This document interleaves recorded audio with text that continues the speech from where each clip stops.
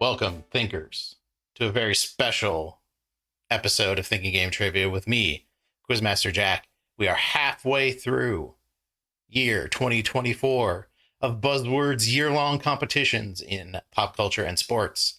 And I wanted to put together a highlight reel of my highest scoring questions of the year. So that means you're going to see, following this introduction, all the 19s and 20s that I've gotten so far in both pop culture and sports. There's a lot more in pop culture than there is in sports. Why don't you watch these clips and see for yourself? This man quarterbacked the only team since 1973 to score only 3 points in a Super Bowl in a 20. That's Goff. Yeah, Goff got ate up. The Rams, Patriots. Yeah, and he just got ate alive. There's nothing for him. Oh, he does start off the year with a nice 19. That's always good. This hero is told it's rude to stare by an imprisoned villain played by Donald Glover. Yeah, that's Miles Morales. That's from Across the Spider-Verse. So they had a section in Across the Spider-Verse where they basically walk through the equivalent of Batman's gallery museum of people that he's taken stuff from, and there's all sorts of Spider-Man villains, and they had Donald Glover as the Prowler from the MCU. I think they were working on getting Donald Glover his own Prowler movie, but I don't know where that is. The MCU is kind of up in the air right now. In this game's DLC campaign, Ooh, more players video games. gather ingredients for Chef Saltbaker's Wonder. Yeah, all right. I feel better about the video games there because they gave me that Cuphead knowledge. Yeah, the DLC was the main thing was Saltbaker had you go out to get ingredients instead of getting contracts for the devil. In the DLC, you're getting ingredients so you can make a cookie that will like transfer your soul into a real body, because that's what Miss Chalice was trying to do, and you could play as Miss Chalice. Yeah, Cuphead, still great. DLC was great.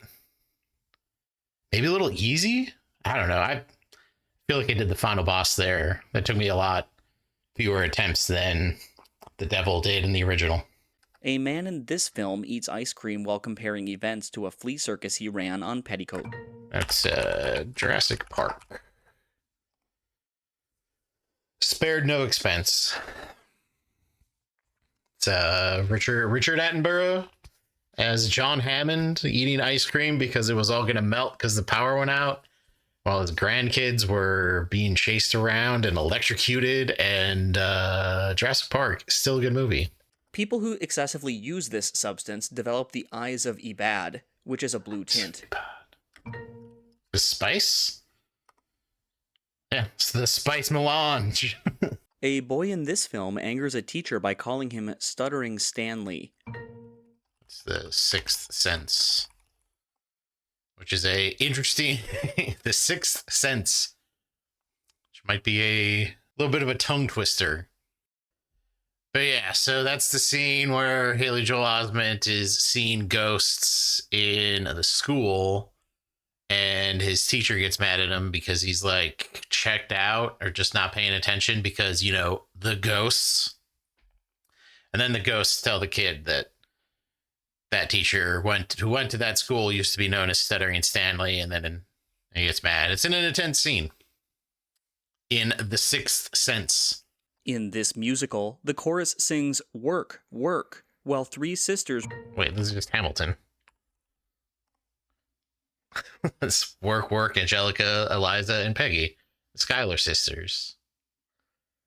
Angelica, Peggy, Eliza, work. Early in this film, Mrs. Kintner raises a mourning veil to slap a man who... That's gotta be Jaws. I'll take a 20 on Jaws, Miss Kintner. Of like the 3 people that actually die in Jaws. Spoiler for Jaws. Not a lot of people actually die in it. But a kid dies, and it's Miss Kintner's kid, and she is not happy with Sheriff Brody. and how he's handling the Jaws situation, but then he does handle the Jaws situation. And then in the later movies, apparently there's like a blood feud between Jaws's family and the Brody family. The Jaws sequels get weird. A 2011 entry in this series was the first to introduce a super meter for X-ray moves. Let's get it spelled right. They said X-ray moves. They said super meter. Come on. That's Mortal Kombat. That's MK. In 2011, I think that was MK10 in 2011. Oh, actually, I think it actually may have been MK9. Yeah, I think it was MK9. 10, 11, and the current one is 12, technically, although they call it Mortal Kombat 1 because nobody likes just to put numbers on anymore. After a member of this family, Leo, runs off a balcony, the black cat Pluto returns. It's the Ushers. Yeah, so that's from Fall of the House of Usher, which is the Netflix miniseries where they adopt a whole bunch of Poe stories into one continuous narrative about the fall of the House of Usher. And it's not really a spoiler that Leo dies because they show all the kids dead in the first episode. The opening narrator of this film, who was paid in marijuana, was a then unknown John LaRoquette. Yeah, it's the Texas Chainsaw Massacre. Hey, we got a 19. We can put something on the highlight reel. Yeah, that's a little tidbit that I know about the Texas Chainsaw Massacre, which they just happen to put in the first clue of a question. So we get a nice 19. So we got some good stuff going on. In this film, an angel investor wearing angel wings. That's the menu. I'll take that easy 20. Just, for a movie, I've never seen the movie, but boy, I know a lot about the menu. Let me tell you. I haven't said it before. It's essentially a horror movie about how messed up the food restaurant industry is, especially when it comes to celebrity chefs. It's Ray Fine, and his character is Julian Slowick. I think it's Slowick is the name of his character. Spoilers for the menu. He just decides to kill everybody, including the guy who financed his very nice restaurant. And he symbolically puts angel wings on him and drowns him in the ocean. Light stuff. Hopefully, so 3.3 seconds is real early. So unless somebody honestly buzzed in on angel investor to say the menu, which if they did, that's a hell of a buzz, let me tell you. A Street Fighter VI character from this country is known as the judoka ballet dancer. That is Menon, who is a judoka supermodel, who with a swan motif, who also is like a judo black belt. And she's a supermodel and a ballet dancer, and kind of into Marisa. Yeah. All right, that's an easy 20 for me. Because they said judoka and country from Street Fighter 6. And I put, speaking of pop solo friendlies, in my video game quad, I had an entire quad about new characters in Street Fighter 6. And I used the specific phrase from Anon as a judoka supermodel. So, yum, I say. This man quit a job he held for one day by writing a resignation note on a napkin. Isn't this Bill Belichick? It was Bill Belichick, yeah, because he took the Jets job for a day and then quit.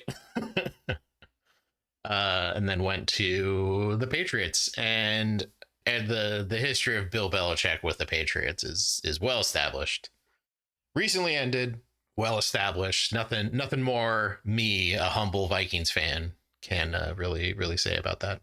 In a Simpsons parody of this TV series, lyrics about flag burners with too much Oh, is this the series though? I'm gonna go for it. Yay, 19. I'm an amendment to be. Yes, an amendment to be. Schoolhouse Rock was a lot of fun. Got 3 as magic number. Interjections show excitement or emotion. That's how I learn. After this character dies, film director Carl Denham laments that beauty killed. Oh, they said Carl Denham. It's King Kong.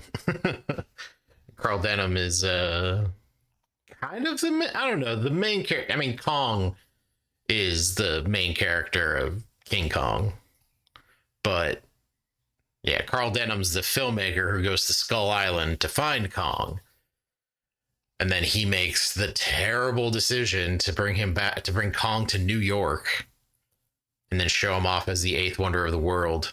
Yeah, no wonder it went bad. And then he gets to be the smarmy, like, oh, beauty killed the beast at the end. It's like, no, you almost destroyed New York, Carl. Come on, Carl. On 3 TV shows, an actress 3. with this first name played lawyer Elspeth Tassioni. It's Carrie. Carrie Preston. I've been getting a lot of Elspeth commercials because what have I been watching on CBS? I don't know. Or maybe YouTube's been pushing them to me. Yeah, I don't know. I've been getting Elsbeth commercials. A character in this film becomes Rachel Lang's guidance counselor in its sequel, The Rage. Oh, It's Carrie. Carrie 2, The Rage?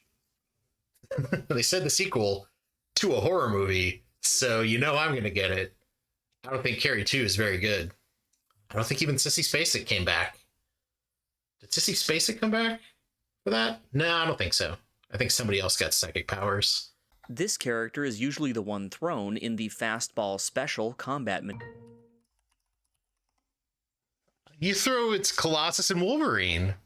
Fastball special. That's Colossus picking up Wolverine and throwing him. Usually with his claws out to do nasty stuff to whoever's on the other end of it. A character in this film is punished for using inaccurate grammar on graffiti stating, "Go home."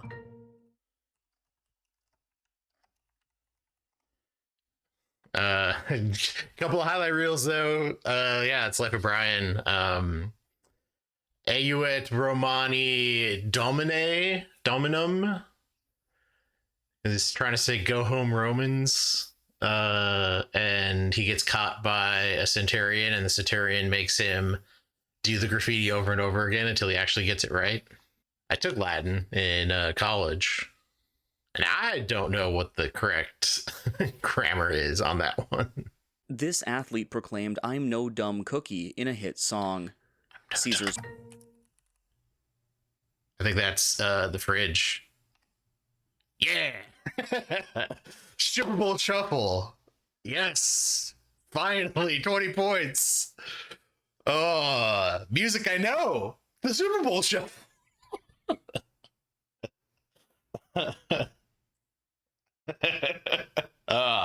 Yes. Redemption. There are 3 music questions this week, and I got one of them. Oh, I love you, fridge.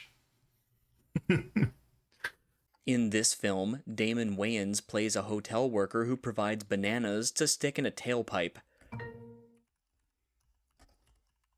I fall for no banana, no tailpipe. Woo! Literally the only thing I know about Beverly Hills Cop. All right, I know some things about Beverly Hills Cop, but I know one thing about Axel Foley for sure, and that is that he ain't falling for no banana and no tailpipe. A great 19 for my very targeted knowledge of a thing that just because I like a quote from it. In this film, the Cloud Riders attack a group of thieves trying to steal coaxium from... It's Solo. Yeah, that was some Star Wars gibberish, but yeah, one of the factions in Solo is this group of essentially like freedom fighters, I think, that are trying to get coaxium from the Empire, but also Solo and his buddy Woody Harrelson are also trying to get that coaxium. And then Daenerys is there. Yeah, Amelia Clark's in that movie. Oh, and who's the bad guy? So there's a reveal at the end, but who's I can't remember who the actual like bad guy is. And Lando's there. It's good stuff. It's not that good. It's not real memorable. Except I did get a 19 off of it, so I guess it's somewhat memorable. But yeah, Cloud Riders. Somebody will buzz on Cloud Riders. There's no way I'm getting best buzz on that. An NHL team based in this city lost the 1984 Good Friday Massacre playoff game. It's Quebec City. It's a Good Friday Massacre. It's that was the Quebec Nordiques versus the Montreal Canadiens.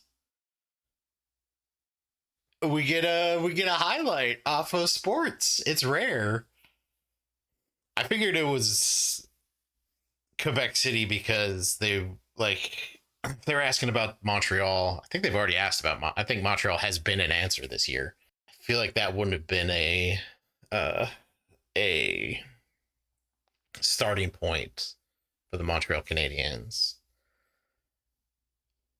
But I would guess Nordiques is the final word. Actually, I would say Nordiques at some point. It may not be the final word, but it's got to be pretty close to the end. In this show's finale, Mud Coffee is drunk by Darling, who later goes over the top. It's got to be Blackadder, because I said over the top. That's the World War I term for going out of the trenches and charging the enemy, which usually do not end up well for the people who did it, because you're open ground during trench warfare. It's where you get got. So Blackadder, the series, was kind of would you call it anthology? I don't know. It was like the same actors playing the same sorts of people in different periods of time in British history, and the last full series was set in the trenches during World War I, and the series ended with all of the characters going over the top. Rowan Atkinson, Hugh Laurie in that. Never seen an episode, but give me that BritCon. I get a 19 on this BritCon. The protagonist of this film takes over an assignment from Carver, a colleague. Bullet Train. Oh boy, that Bullet Train knowledge. Oh, I don't know why that was so readily available, but yeah. So, lady, I watched this on a plane. So Bullet Train is a wild movie. Maybe a little too much going on in it. Maybe too many storylines. Brad Pitt is some sort of just like nefarious or like underground dude that just does stuff. So he was supposed to go on the train. Carver, who we later find is played in a cameo by Ryan Reynolds. Yeah, he took the job from Carver and he needed to go on the Bullet Train, get a briefcase, and there's just so many people on this train. All sorts of hitmen. Joey King's there. I won't spoil the actor who plays the big bad, but it was pretty good. Yeah, that's a super solid 20. Who knows if it's going to be best buzz, but I got it on the first proper noun, like the very first proper noun. So that would just be reaction speed with somebody else. So that was it. My highest scoring buzzes of the year. I've got them all over here if you want to take a look, but we'll run through them all. Started off with Jared Goff, then into Miles Morales, then Cuphead, which was a best buzz, 1 of 3. Then The Spice Melange, Jurassic Park, The Sixth Sense, Jaws, Mortal Kombat, Hamilton, which was my only musicals question that I got 19 or 20 points on. And then at this point, I enter into my horror era, where I get Fall of the House of Usher, Texas Chainsaw Massacre in the menu, and then onto France, which was the video game question about Manon, the Judica supermodel from Street Fighter. That was also a best buzz.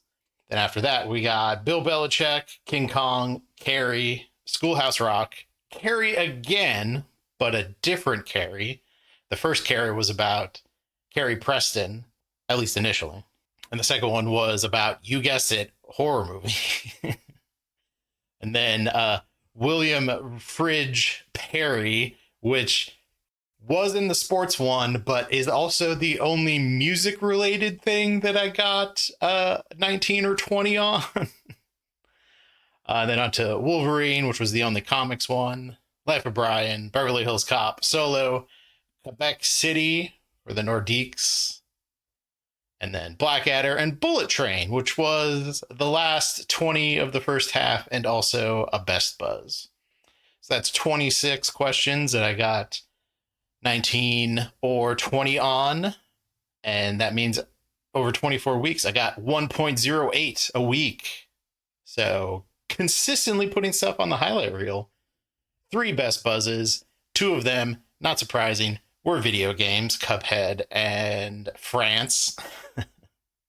And the last one was for Bullet Train, which I just remembered Ryan Reynolds' character from. Movies were the strongest point of the 26 high scoring buzzes. 12 of them were for movies.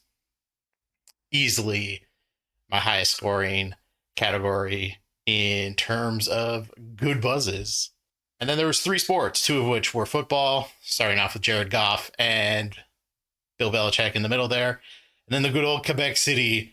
Gotta love them Nordiques. Things are looking okay in terms of overall score in the top 20, I believe. And slowly creeping up on most points on video games questions. Slowly but surely. It's not surely. I'm not 100% sure I'm going to get the most points on video games, but I'm searching. I'm trying back to back. That's the goal. And that's it for this very special highlight reel episode of Thinking Game Trivia. I'm Quizmaster Jack. If you like this, you can go watch the full-on videos of me playing through. They're not all 19s and 20s. I wish they were, but they're definitely not all. Thanks for watching. I always really appreciate anybody who watches and comments on these videos. And we'll see you in the second half. Should be coming out on Friday. Thanks for watching.